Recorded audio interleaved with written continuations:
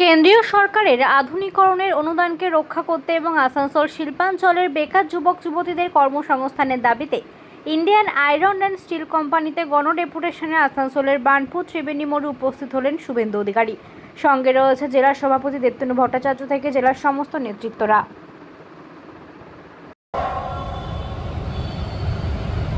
অনেকে জেলে,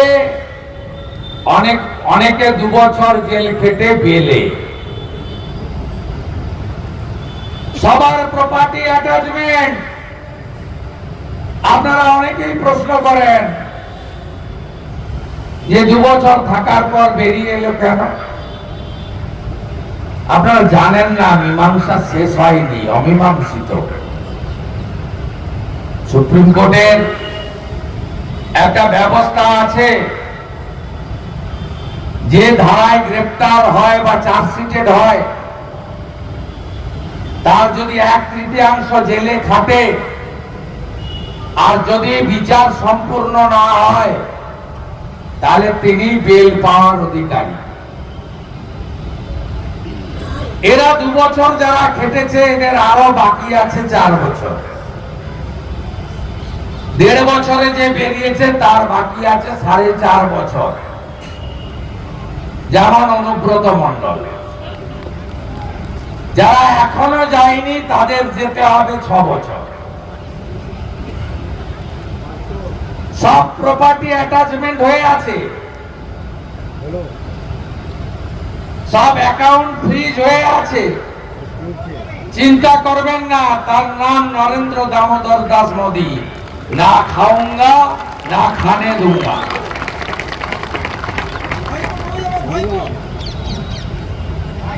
এখন চলছে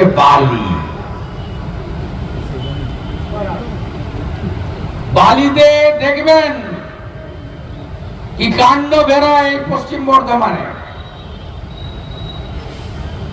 এই আইএসএল সেলের পাশে বার্নপুরে দামোদরের অস্তিত্ব আছে। সারা রাত্রি ধরে ধড়াং ধড়াং ধড়াং, গ্রামগুলোতে কেউ ঘুমাতে পারে না, রাস্তাগুলো নেই। বর্ষায় জল ছিল, পাড়গুলো কেটে নিয়ে চলে গেল।